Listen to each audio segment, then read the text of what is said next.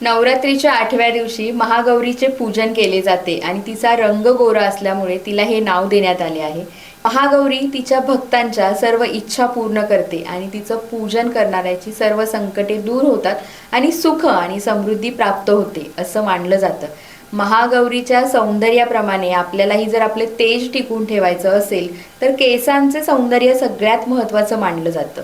केसांचं जर सौंदर्य टिकवून ठेवायचं असेल, केस छान लांब सडक छान टवटवीत आणि सिल्की दिसावी असं जर वाटत असेल तर शुद्ध खोबरेल तेल घ्यायचं आहे। त्याच्यामध्ये कडुलिंब हा भरपूर प्रमाणात कडुलिंब घाला, आवळा आणि मेथी दाणे जे आहेत ते घालायचे, थोडासा लिंबू घालायचा आहे आणि हे कडक उकळवून गाळून आठवड्यातून 2 वेळा या तेलाने जर केसांची मसाज केली, मालिश केली तर केस छान होतात। अगदी जर केस गळती होत असेल, कोंडा होत असेल तर तो कोंडा कमी व्हायला मदत होते, केस गळती कमी होते, मुळं घट्ट होतात आणि केस लांब सडक छान सिल्की होतात। हे तेल नक्की तुम्ही तयार करा आणि अगदीच जर तुम्हाला तयार करता येत नसेल, तयार करायचं नसेल तर तोडकर संजीवनीचे केशप्रभा ऑइल आणि केशप्रभा टॅबलेट सुद्धा तयार आहेत, अवेलेबल आहेत, दुर्मिळ वनस्पतींपासून तयार केलेले आहेत। जर आपल्याला हवं असेल तर आमचा खाली नंबर तर आहेच, जर हवं असेल तर मागवू शकता, ऑर्डर करू शकता किंवा